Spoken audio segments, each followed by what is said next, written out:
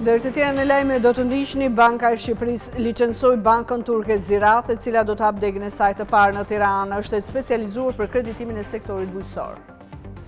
Platforma qeveritare e-Albania është përditësuar me versionin e-Albania 2.0, versioni i ri është ngritur mbi një infrastrukturë moderne.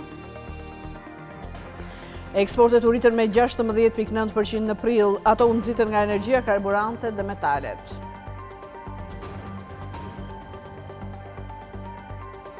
Në mars, sipas vizitorëve në strukturat akomoduese, turizmi u rrit me 20.8%, vizitorët e huaj patën rritjen më të fortë me 23.7%.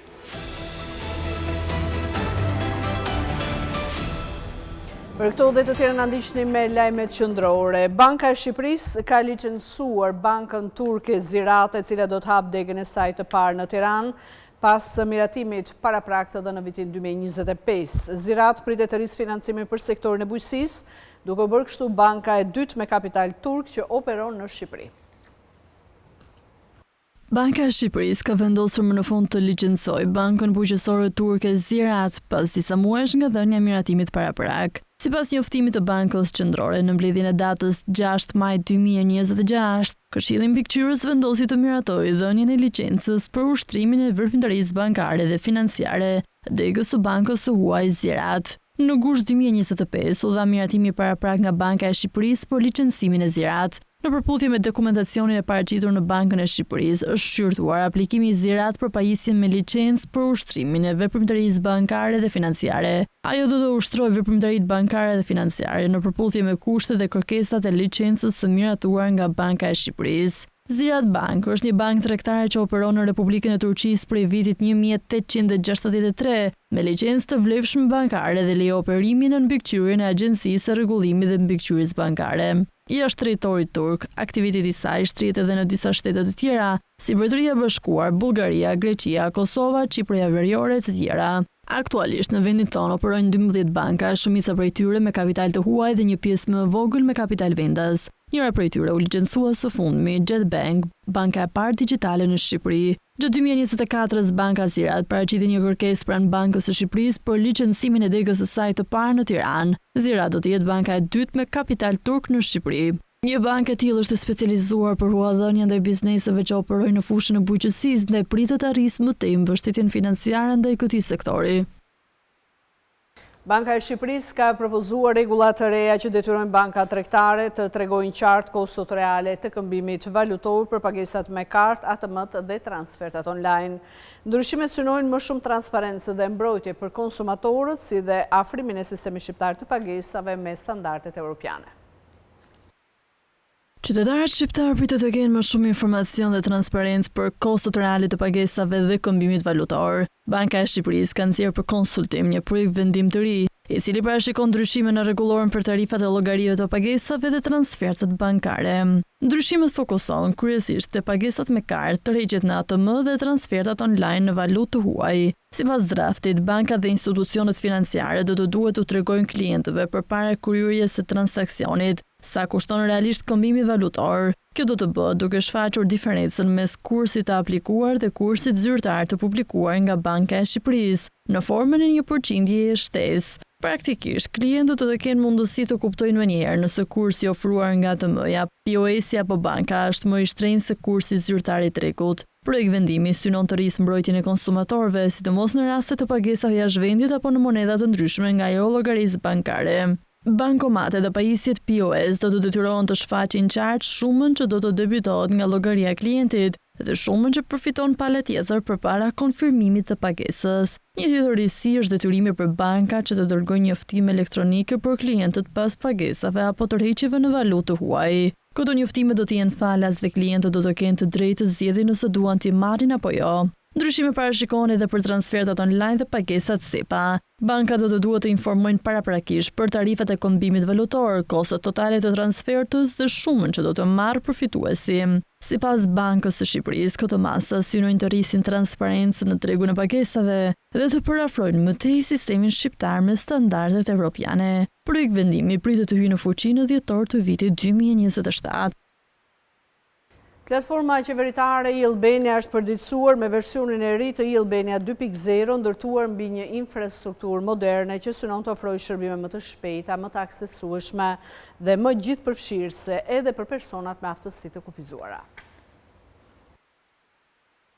Platforma qeveritare e-Albania ka hyrë në një fazë të re transformimi digjital, duke prezantuar versionin më të fundit të e-Albania 2.0. Platforma e cila prej vitesh është kthyer në një nga mjetet më të përdorura nga qytetarët shqiptar për marrjen e shërbimeve publike online, tashmë vjen me një infrastrukturë të rësisht të modernizuar dhe një dizajn të ri, me synimin për të ofruar një eksperiencë më të shpejtë, më praktike dhe më efikase për qytetarët dhe bizneset. Referuar edhe postimit të kryeministrit në Facebook, një nga elementet kryesor të e-Albania 2.0 është fokusi te aksesueshmëria dhe gjithëpërfshirja, pasi platforma është përshtatur për të përdorur më lehtë nga personat me aftësi të kufizuara. Ky zhvillim synon krijimin e një shërbimi publik digjital pa barriera dhe të barabartë për të gjithë qytetarët. Rëndësia që platforma ka marrë ndër vite reflektohet edhe në shifrat e përdorimit. Sipas të dhënave të publikuara në e-Albania, janë realizuar mbi 44.7 milion transaksione gjatë muajit prill, duke treguar rritjen e vazhdueshme të përdorimit të shërbimeve online nga qytetarët. Ndërkohë, numri i përdoruesve të regjistruar në portal ka arritur në rreth 3.48 milion,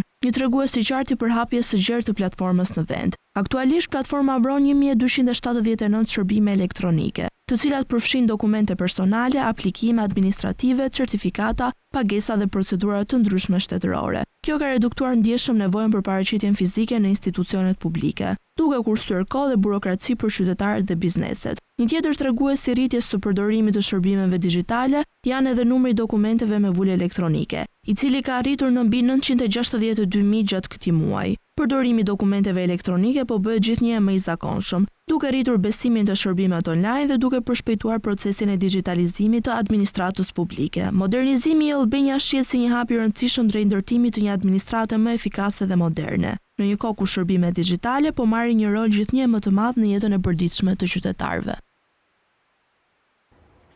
Eksportet shqiptare u rritën me 16.9% në muajin prill, të nxitura kryesisht nga energjia, karburante dhe metalet. Rritja erdhi kryesisht nga çmimet më të larta në tregjet ndërkombëtare, pasi pesha e lëndëve dikse rasti në importe ashtu edhe në eksporte.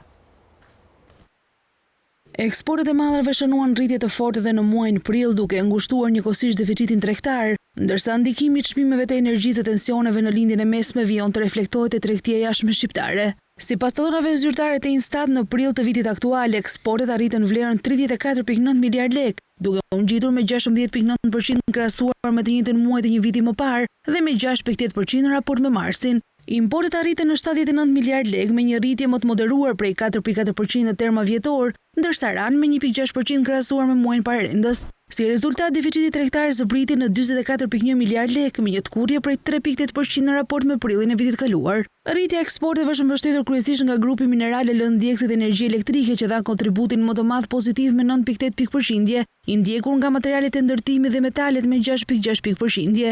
Në rritje kontribuan edhe ushqimet, pije dhe duhani, si dhe makineri dhe pajisjet. Ndikimi i çmimeve ndërkombëtare duket veçanërisht i fortë te grupi i mineraleve lëndëve dioksid dhe energjisë elektrike. Të dhënat tregojnë se megjithse pesha e importeve të këtij grupi ra në rreth 193 milion kilogram nga 206 milion kilogram një vit më parë, vlera u rrit në 9.6 miliard lekë nga 7.7 miliard lekë. E njëjta tendencë u shfaqet te eksportet, ku sasia ra nga 227 milion kilogram në 216 milion kilogram, ndërsa vlera u rrit ndjeshëm në 8.4 miliard lekë. Kjo sugjeron se rritja e tregtisë në këtë kategori është nxitur kryesisht nga çmimet më të larta të energjisë dhe karburanteve në tregjet ndërkombëtare, në një kohë kur tensionet në lindjen e mesme vijojnë të mbajnë të paqëndrueshme tregjet globale të energjisë. Ndërkohë sektorët tradicional vijojnë të japin sinjale më dobta, tekstilet dhe këpucët kontribuan negativisht me 1.8 pikë%, ndërsa produktet kimike dhe plastike si dhe lëkura dhe artikuj prej saj dhanë ndikim negativ më të kufizuar. Edhe në importe, ndikimin kryesor e dhanë mineralet, lëndë dioksid dhe energjia elektrike me 2.5 pikë%, të ndjekura nga ushqimet me 2.1 pikë%. Nga ana tjetër, makineritë, pajisjet dhe pjesët e këmbimit dhanë ndikim negativ, duke frenuar pjesërisht zgjerimin e importeve. Eksportet shqiptare drejt rajonit u rritën gjatë 4 muajit të parë të vitit, të nxitura kryesisht nga Kosova dhe Maqedonia e Veriut. Nga ana tjetër, rënja më e fortë e importeve u regjistrua me Malin e Zi. Shkëmbimet tregtare të Shqipërisë me vendet e rajonit vijuan të zgjerohen gjatë 4 muajit të parë të vitit aktual, të nxitura kryesisht nga rritja e eksporteve drejt Kosovës dhe Maqedonisë së Veriut. Të dhënat tregojnë se gjatë periudhës janar-prill 2026, eksportet shqiptare drejt Kosovës arritën në rreth 13.4 miliard lekë, duke u rritur me 16.7% krahasuar me të njëjtin periudhë të një viti më parë. Kosova mbetet kështu partneri më i rëndësishëm tregtar i Shqipërisë në rajon dhe një nga tregjet kryesore për produktet shqiptare. Rritja e fortë është regjistruar edhe në eksportet drejt Maqedonisë Veriut, të cilat u zgjeruan me 22.1%, duke arritur në rreth 4.1 miliard lekë. Në rritje rezultuan edhe eksportet drejt Bosnjë-Hercegovinës dhe Malit të Zi me nga 9.3%, duke reflektuar zgjerimin e shkëmbimeve tregtare me pjesën më të madhe të rajonit. Ndërkohë eksportet drejt Serbisë mbetën pothuajse në nivele nga një vit më parë, me një rënje të lehtë prej 0.6%, duke sinjalizuar ngadalësim të ritmit tregtar mes dy vendeve. Sa i përket importeve, tabloja paraqitet më e përzier. Shqipëria arriti importet nga Kosova me 11.2% dhe nga Bosnjë-Hercegovina me 5.1%, ndërsa uli ndjeshëm blet nga Mali i Zi me 40%. Rënja u regjistrua dhe në importet nga Maqedonia e Veriut dhe Serbia përkatësisht me 11.5% dhe 5.3%. Të dhënat tregojnë se gjatë muajve të parë të vitit, tregtia rajonale e Shqipërisë ka vijuar të mbështetet kryesisht te tregjet e Kosovës dhe Maqedonisë Veriut, ndërsa në disa vende të tjera vjet re një tkurrje e importeve dhe ritme më të dobta të shkëmbimeve tregtare. Ministri i Infrastrukturës dhe Energjisë Enea Karakaçi inspektoi punimet në ujësillësin e Elbasanit, ku banka gjermane KFW ka financuar 13 milion euro. Investimi ka përmirësuar furnizimin me ujë të pishëm në qytet, duke siguruar aktualisht 24 orë ujë për rreth 60% të popullsisë së Elbasanit. Ujësillësi i qytetit të Elbasanit, një investim i financuar nga banka gjermane KFW me vlerë rreth 13 milion euro, ka mundësuar përmirësimin e ndjeshëm të furnizimit me ujë të pishëm në qytet, duke siguruar aktualisht furnizim 24 orë për rreth 60% të popullsisë së Elbasanit. Ministri i Infrastrukturës dhe Energjisë Enea Karakaçi inspektoi punimet, të cilat përfshin rehabilitimin e 2 depove ekzistuese, si dhe ndërtimin e një depoje të re me të njëjtin kapacitet e ndarë në 2 seksione. Nga ky financim janë restauruar totalisht 2 depo 2000 m3, si dhe ndërtuar një depo e re, po 2000 m3 me 2 ndarje. Që është e re tërësisht? Është e re totalisht. Normalisht me projekt, me kushte normale. Dhe çfarë impakti jep qytetit Elbasanit këto investime që janë bërë? Investimi që sapo përfunduam furnizon 60% të qytetit Elbasanit me 24 orë ujë, rrit cilësinë si dhe sasinë e ujit të pishëm. Pas këtij investimi ne përgatitemi për investimin e radhës që ta përfundojmë qytetin e Elbasanit 100% me furnizim me 24 orë ujë. Gjithashtu do investojmë dhe në stacionet e pompimit për eficiencën e energjisë. Ministri shtoi se reforma në sektorin e ujësillës, kanalizimeve dhe bashkimi i shoqërive ka sjellë përmirësim të ndjeshëm të performancës financiare të ndërmarrjes në Elbasan, duke arritur nivele arkëtimi 105%, përfshirë edhe detyrimet të prapambetura. Aktualisht ujësillësi i Elbasanit mbulon 100% të kostove të energjisë elektrike. Dhe po ashtu element tjetër i rëndësishëm është që jep frytet e veta, është që tashmë edhe ujësillësi i Elbasanit paguan 100% të gjitha faturave të energjisë elektrike, të cilat deri në vitet e shkuara konsideroheshin me shumë probleme. Dhe pikisht duke bërë gjitha këto investime që na krijojnë mundësinë e rritjes aktimeve, uljes humbjeve, ne kemi mundësi të bëjmë investime në rrjet dhe në kanalizime të reja, siç është edhe investimi që ju sapo më informuat që është i parashikuar në buxhetin e vitit 2026 për të përmbyllur tashmë investimin total për furnizimin 100% të zonës urbane të Elbasanit. Projekti përfshin gjithashtu automatizimin e sistemit të furnizimit me ujë dhe monitorimin në distancë përmes një sistemi SCADA, duke mundësuar kontroll më të mirë të depove dhe rrjetit, si dhe rritje të cilësisë së shërbimit për qytetarët. Qeveria ka miratuar 2 vendime për shpronësime në funksion të ndërtimit të korridorit 8, duke hapur rrugë vimit të punimeve në segmentet Elbasan-Qaftan dhe Elbasan-Lekaj. Ecuria e punimeve në territorin shqiptar ndryshon sipas lotëve ku po punohet, teksa gjatë këtij viti pritet edhe përmbyllja e disa lotëve. Bizneset në fushën e turizmit duhet të zbatojnë legjislacionin në fuqi, të deklarojnë xhiron dhe pagat reale në mënyrë që të mos bien prehën dëshkimeve. Ministri i Financave Petrit Malaj zhvilloi një takim me bizneset të sektorit të turizmit në qytetin e Vlorës, i shoqëruar dhe nga drejtori i përgjithshëm i tatimeve Ilir Binaj. Takimi u fokusua në diskutimin e problematikave që hasin bizneset gjatë ushtrimit të aktivitetit të tyre ekonomik, dhe në zbatimin e planit operacional në turizëm nga administrata tatimore me synim formalizimin e mëtejshëm dhe përmirësimin e standardeve të sektorit. Gjatë takimit, ministri Malaj theksoi se turizmi në vendin tonë po një rritje të ndjeshme, që reflektohet si në rritjen e numrit të punësuarve, ashtu edhe në nivelin e deklarimeve dhe rritjen e të ardhurave. Në këtë drejtim, ministri analizoi rëndësinë e formalizimit të aktivitetit turistik, deklarimit korrekt të punonjësve, deklarimit real të pagave dhe zbatimin e faturimit elektronik për garantimin e konkurrencës së ndershme në treg dhe të standardeve më të larta të shërbimit. Sipas të dhënave të administruara nga Drejtoria Rajonale Tatimore Vlorë, në mars 2026 ka një rritje prej 14.3% të punonjësve të deklaruar në sektorët e lidhur me turizmin. Rritja më e ndjeshme është regjistruar në kategoritë me paga më të larta, duke reflektuar një formalizim më të madh të marrëdhënieve të punës dhe përmirësim të nivelit të pagave të deklaruara.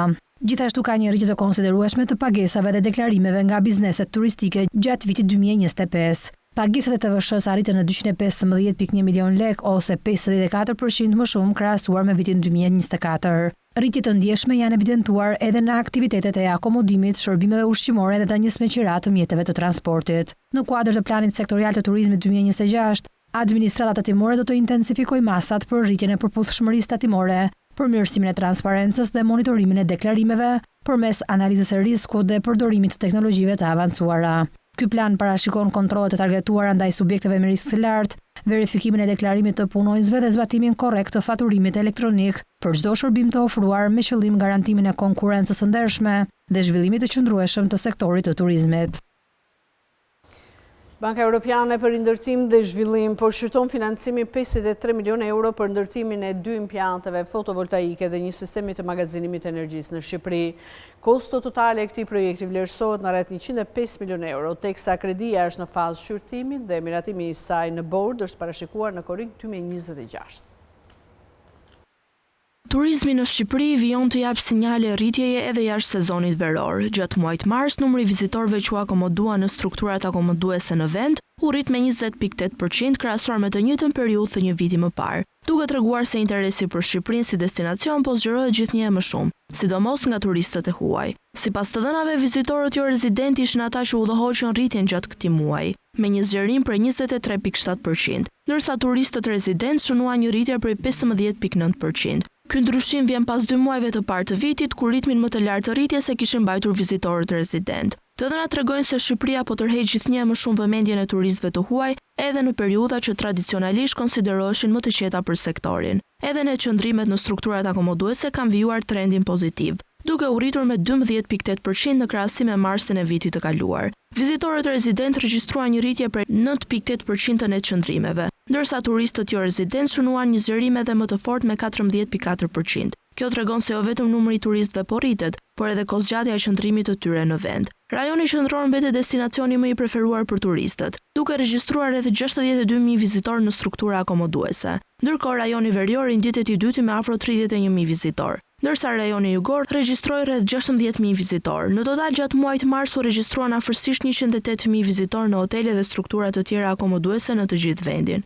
Sa i përket origjinës së turistëve të huaj, italianët vijojnë të dominojnë me 30% të totalit të vizitorëve jo rezident që u akomoduan në Shqipëri. Pas tyre renditet Kosova me 12%, Gjermania me 7%, ndërsa vizitorët nga Mbretëria e Bashkuar dhe Franca përbëjnë përkatësisht 65% të totalit. Një pjesë e konsiderueshme, rreth 40%, vjen nga vende të tjera, çka tregon zgjerimin e hartës së turistëve që po zgjedhin Shqipërinë. Rritja e numrit të vizitorëve është reflektuar edhe në performancën e hoteleve. Norma e shfrytëzimit të dhomave arriti në 18.5% gjatë muajit mars, nga 18.1% që ishte në të njëjtën periudhë të vitit 2025. Edhe pse rritja duket modeste, ajo konfirmon trendin pozitiv të industrisë së turizmit edhe zgjerimin gradual të sezonit turistik në vend.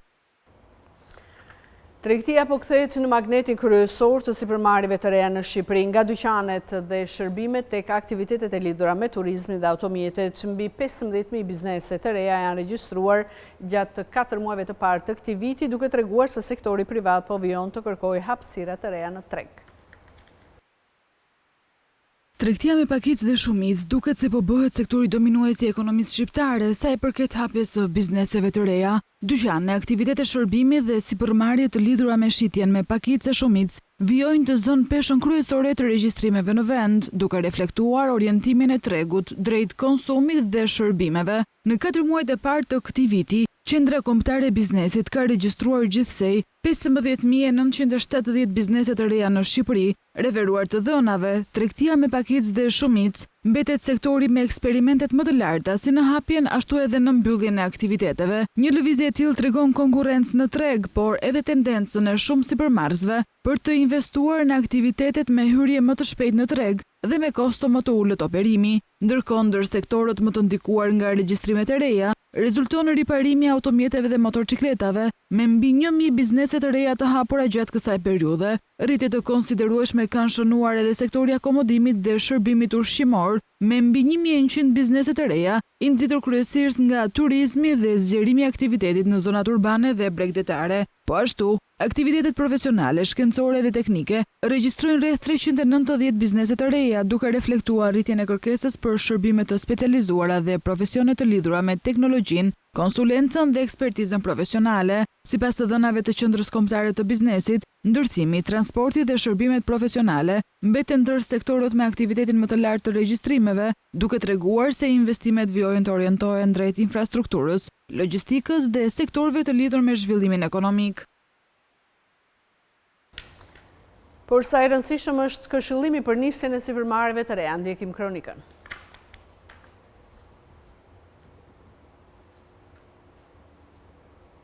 Ashtu sikurse dëshmojnë dhe shifrat e Qendrës Kombëtare të Biznesit, sipërmarrësit e rinj shqiptar dhe jo vetëm, si fillim nisin përmes tregtisë me shumicë apo pakicë.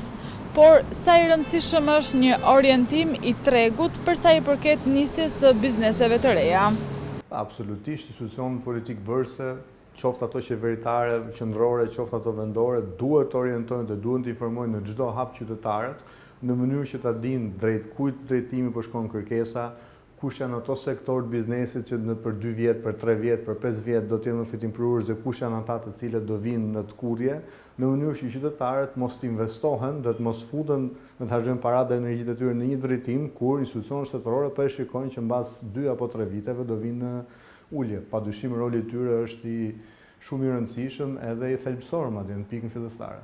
Po ku nis zanafilla ideve për të nisur biznese në tregti, shërbime apo akomodim, pse sipërmarrja shqiptare ka këtë orientim në këtë biznesbërje? Një ndër arsyet kryesore që shumë për personat po shkojnë drejt bizneseve të shërbimit është fakti që turizmi vazhdon ngelet një shtyllë ekonomisë tonë dhe të gjithë po synojmë tek ato shërbime që në një farë mënyrë lidhen me turizmin. Por, nëse shikojmë kërkesën afatmesme dhe afatgjatë, ka shumë nën sektorë dhe biznese tjera që mund të hapen në këto nën sektorë, të cilat do t'ia vlejnë më shumë në afatmesme dhe në afatgjatë sesa këto biznese të shërbimit. Por për këtë duhet ketë nga njëra anë orientim të madh nga politikë bërësit, nga institucionet përkatëse, dhe nga ana tjetër vetë individët që duan të hapin këtë biznes duhet bëjnë një mini kërkim tregu dhe koha e harxuar për të do ja vlejnë afatgjatë. Agjencia Kombëtare e Punësimit dhe Aftësive ka bërë thirrje të gjithë punëkërkuesve të papunë që kanë një ide biznesi të aplikojnë në programin e vetë punësimit. Afati i aplikimeve është deri në datën 4 qershor.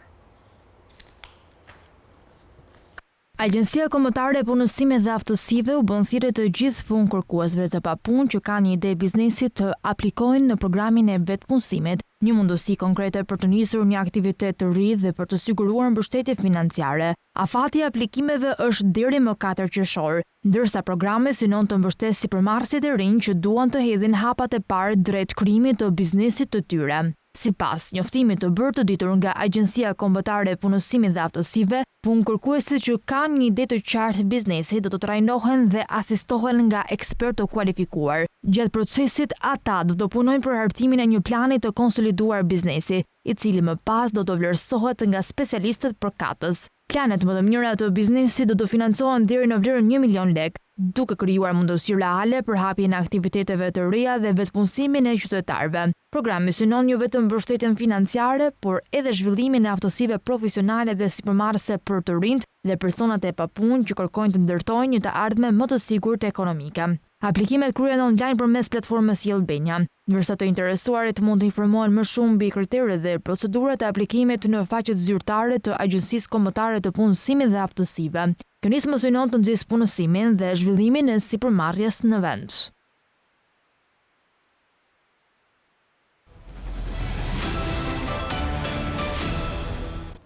Lufta në Iran u ka kushtuar tashmë kompanive globale në të gjithë botën të paktën 25 miliard dollar dhe fatura rritet sipas një analize të Reuters. Të paktën 279 kompani e kanë cituar luftën si shkak për veprime mbrojtëse për të zbutur goditjen financiare.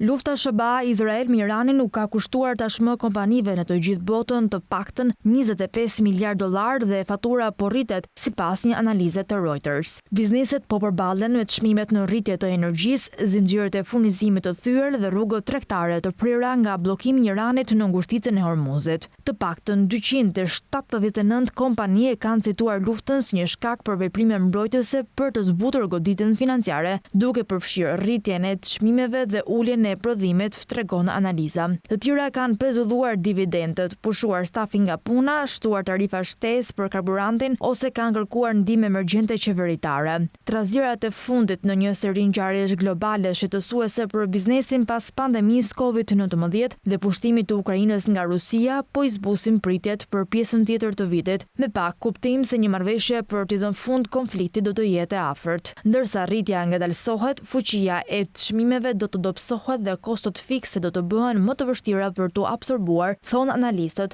duke kërcënuar marzhet e fitimit në tremujorin e dytë dhe më tej. Rritjet e qëndrueshme të çmimeve mund të nxisin inflacionin, duke dëmtuar besimin tashmë të brish të konsumatorit. 1/5 e kompanive në shërtim, cilat prodhojnë nga kozmetikat e gomat dhe detergjentët, të operatorët e anijeve turistike dhe linjat ajrore kanë raportuar një goditje financiare për shkak të luftës. Shumica janë vendosur në Mbretërinë e Bashkuar dhe Evropë, ku kostot e energjisë ishin tashmë të larta, ndërsa pothuajse 1/3 ishin nga Azia, duke reflektuar varësinë e thellë të këtyre rajoneve nga nafta dhe produktet e karburantit të lindjes së mesme. Kompanitë ajrore kanë raportuar 15 miliard dollar shpenzime shtesë për karburant nga lufta në Iran, 3 herë më shumë se sa prodhuesit e makinave dhe firmat e mandrave të konsumit së bashku. Kostoja totale e korporatave është mbi 25 miliard dollar.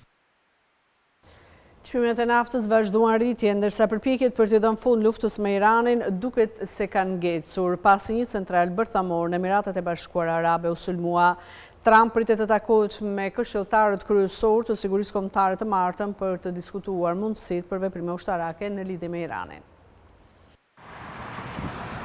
Çmimet e naftës vazhduan rritjen të hënën, ndërsa përpjekjet për të dhënë fund luftës me Iranin duket se kanë ngecur, pasi një central bërthamor në Emiratet e Bashkuara Arabe u sulmua. Kontratat e ardhshme të naftës së papërpunuar Brent u rritën në 1.51% në 110.91 dollar për fuqi, ndërsa nafta e papërpunuar amerikane qëndron në 107.42 dollar për fuqi ose 1.9% më shumë. Bisedimet e javës së kaluar midis Trump dhe presidentit kinez Xi Jinping përfunduan pa një tregues nga importuesi më i madh i naftës në botë se kjo do të ndihmonte në zgjedhjen e konfliktit të shkaktuar nga sulmet në Iran. Sulmet me dron ndaj Emirateve të Bashkuara Arabe dhe Arabisë Saudite, si dhe retorika nga Shtetet e Bashkuara dhe Irani, ngritën shqetësime për një përshkallëzim të konfliktit. Zyrtarët e Emirateve thanë se po hetonin burimin e sulmit në centralin bërthamor Baraka, duke shtuar se kishin të drejtën e plot për t'u përgjigjur sulmeve të tilla terroriste. Nga ana tjetër, Arabia Saudite, e cila kapi 3 dronë që hyn nga hapësira ajrore irakiane, paralajmëroi se do të merrte masat e nevojshme operative për t'u përgjigjur çdo përpjekje për të shkelur sovranitetin dhe sigurinë e saj. Trump pritet të takohet me këshilltarët kryesor të sigurisë kombëtare të martën për të diskutuar mundësitë për veprime ushtarake në lidhje me Iranin. Në një veprim që mund të mbështesë çmimet e naftës, administrata Trump lejoi të shtunën skadimin e një përjashtimi nga sanksionet, që më parë u kishte vendosur vendeve përfshirë Indinë të blinin naftë ruse të transportuar nga deti pas një zgjatje njëmujore. Mbyllja e ngushticës së Hormuzit, që ka shkaktuar probleme të mëdha në transportin e gazit natyror dhe naftës bruto, ka detyruar shumë vende të marrin në konsiderat një zhvendosje më të madhe drejt linjitit. Mbyllja e ngushticës së Hormuzit, që ka shkaktuar probleme të mëdha në transportin e gazit natyror dhe naftës bruto, të cilat përdoren gjithashtu në një masë të madhe për prodhimin e energjisë, i ka bërë shumë vende të marrin në konsiderat një zhvendosje më të madhe drejt linjitit. Kjo lëndë e parë më e ndotur për sa i përket emetimeve, tani po kthehet në qendër të vëmendjes në një masë më të madhe, pasi është një mundësi për të përmbushur nevojat e gjenerimit të energjisë elektrike, që deri më tani bazoheshin kryesisht në gazin natyror të lëngshëm. Trendi i kthimit të qymyri është një tjetër shenjë se si pasojat ekonomike nga konflikti i lindjes së mesme po përhapen në të gjithë botën. Ai gjithashtu mund të ketë një ndikim mjedisor, raportoi Wall Street Journal, e cila paraqitet të dhënat e reja mbi përdorimin e rritje ose mendimet për përdorimin e lignitit në të gjithë botën përfshirë Europën. Shumë vende janë përpjekur të ulin konsumin e qymyrit vitet e fundit për të luftuar ndryshimet klimatike dhe pa aq shumë janë përpjekur të gjenerojnë energji nga gazi lëngshëm natyror. Qymyri lëshon rreth 2 herë më shumë dioksid karboni sesa djegja e gazit natyror. Shumica vendeve europiane tashmë kanë diversifikuar furnizimet e tyre me energji dhe kanë përshpejtuar zhvillimin e burimeve të energjisë rinovueshme. Në Azi, në të kundërt, që nga fillimi i luftës, disa vende kanë filluar të djegin më shumë qymyr, nga i cili shumë ishin tashmë të varur para konfliktit. Italia e ka vënë në gatishmëri termocentralet me lignit, ndërsa përgatitet për një tronditë të zgjatur energjetike. Ministria e Energjisë tha në mars se termocentralet e qymyrit të vendit mund të rifillojnë nëse konflikti në lindjen e mesme shkakton një krizë më të gjerë energjetike dhe një rritje të çmimeve. Italia është një nga ekonomitë më të varura nga gazi natyror në Europë, duke përbërë rreth 40% të furnizimit të saj të përgjithshëm me energji. Vendi gjithashtu ka shtyrë mbylljen graduale të termocentraleve me qymyr deri në vitin 2038. Gjithashtu në Gjermani muajin e kaluar, kancelari Friedrich Merz përmendi mundësinë e shtyrjes së mbylljes së termocentraleve me lignit. Kjo do të ndodhte në rast të mungesës së furnizimeve të mjaftueshme me gaz natyror. Kryeministri italiane Giorgia Meloni ka kërkuar presidentes së Komisionit Evropian përjashtimi nga Pakti i Stabilitetit edhe për krizën energjetike, por përgjigjja Brukselit mbetet e pandryshuar ndaj këtij përjashtimi. Përjashtimi nga Pakti i Stabilitetit duhet të zbatohet jo vetëm për mbrojtjen, por edhe për krizën energjetike. Kjo është kërkesa e kryeministres italiane Giorgia Meloni, e shprehur në një letër drejtuar presidentes së Komisionit Evropian Ursula von der Leyen. Përgjigjja menjëhershme e Brukselit nuk lë vend për lëshime, qëndrimi mbetet i pandryshuar, asnjë përjashtim nga Pakti i Stabilitetit për shpenzimet e energjisë. Italia, theksoi kryeministre, e konsideron të nevojshme të zgjerojë përkohësisht fushveprimin e klauzolës kombëtare të shpëtimit, që është tashmë në fuqi për shpenzimet e për të përfshirë investimet dhe masat e jashtëzakonshme të nevojshme për të adresuar krizën energjetike, pa ndryshuar kufit maksimal të devijimit që janë tashmë në fuqi. Pakët e koherencë të nevojshme politike do të ishte shumë e vështirë për qeverinë të shpjegonte publikut mundësinë e saj për të drejtuar programit SAFE në kushtet aktuale. Ne jemi përgjegjës për mbrojtjen, por energjia është një përparësi. Italia, shkruan Meloni, do të vazhdojë të bëjë pjesën e saj për të forcuar sigurinë dhe mbrojtjen europiane. Kjo është një përgjegjësi që e ndjem thellë, veçanërisht në kontekstin aktual ndërkombëtar. Ne do të vazhdojmë të avokojmë që Bashkimi Evropian të investojë më shumë në aftësitë e tij strategjike të sigurisë dhe mbrojtjes, por sot në sytë e qytetarëve evropian ekziston një tjetër emergjencë po aq konkrete dhe menjëhershme: energjia. Letra e gjatë e Melonit mori një përgjigje të shkurtër nga Brukseli. Qëndrimi i Komisionit Evropian nuk ka ndryshuar. Ne u kemi paraqitur shteteve anëtare një sër opsionesh në dispozicion për të adresuar krizën aktuale energjetike, tha zëdhënësi i Komisionit. Aktualisht nuk po e përfshim klauzulën e mbrojtjes kombëtare midis këtyre opsioneve, sepse besojmë se gama e instrumenteve të paraqitura duhet të mbetet brenda një kuadri kufizimesh fiskalisht të përgjegjshme. Natyrisht ne po e monitorojmë situatën ndërsa ajo evoluon, theksohet në përgjigjen e Komisionit Evropian drejtuar Italisë. Parlamenti Evropian dhe vendet e Bashkimit Evropian përgatiten për fazën e fundit të negociatave për marrëveshjen tregtare me Shtetet e Bashkuara të Amerikës. Të martën orën 9 të mbrëmjes në Parlament në Strasburg, ligjvënësit dhe diplomatët do të diskutojnë përsëri zbatimin e marrëveshjes. Parlamenti Evropian dhe vendet e Bashkimit Evropian po përgatiten për fazën e fundit të negociatave për marrëveshjen tregtare me Shtetet e Bashkuara të Amerikës. Në bisedime vendimtare mes presionit në rritje nga administrata e Donald Trump, të martën në orën 9 të mbrëmjes në Parlamentin e Strasburgut, ligjvënësit dhe diplomatët do të diskutojnë përsëri zbatimin e marrëveshjes, e cila do të ulë tarifat europiane për mallrat amerikane në zero dhe do të vendosë një limit prej 15% për tarifat amerikane për produktet europiane. Koha po përfundon pasi marrëveshja duhet të finalizohet para qershorit për të miratuar nga seanca plenare e ardhshme në të njëjtin muaj dhe për të përputhur me afatin e caktuar nga Donald Trump, që është 4 korriku. Pas një telefonate me presidenten e Komisionit Evropian Ursula von der Leyen javën e kaluar, presidenti amerikan tha se do të jepte kohë BE-s deri në 4 korrik për të zbatuar angazhimet e saj, përpara se të rriste tarifat për mallrat, përfshirë makinat, në nivele shumë të larta. Ndërkohë Parlamenti dhe Këshilli kanë arritur një marrëveshje të përkohshme për ta bërë marrëveshjen tregtare të pezullueshme në rast të një çrregullimit të tregut të shkaktuar nga një rritje e importeve amerikane, por detajet të tjera mbeten për të përcaktuar dhe grupet politike nuk janë plotësisht harmonizuara.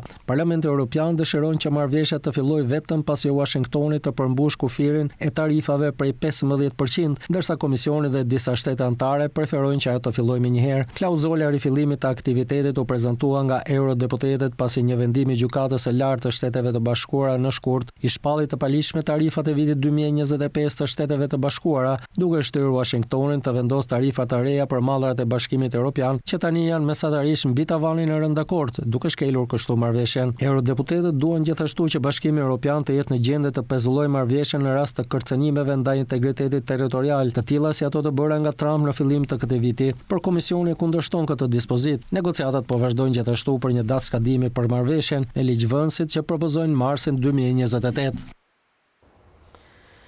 Kina është zotuar të blejë të paktën $17 miliard produkte bujqësore amerikane në vitet 2026, 2027 dhe 2028. Angazhimi u bë gjatë takimeve midis dy presidentëve.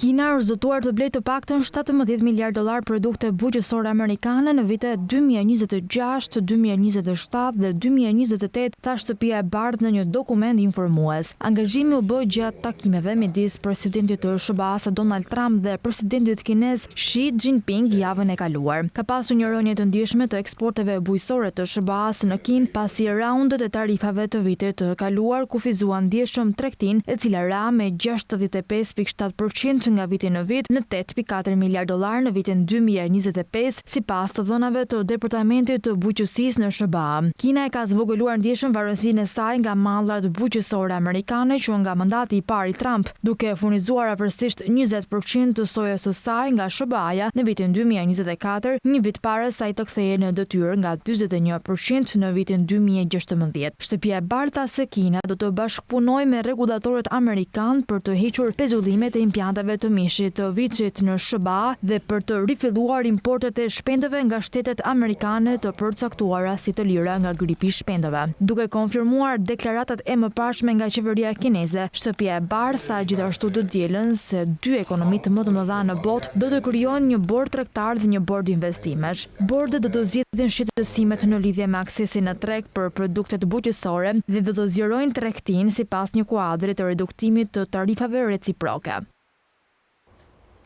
Kemi ardhur kështu në fund, por unë kujtoj se për më tepër informacione ju mund të na gjeni dhe në adresën tonë në internet skan.tv.al, ku mund të gjeni gjithçka mbi ekonominë, bankat, sigurimet, tregjet financiare të tjerë.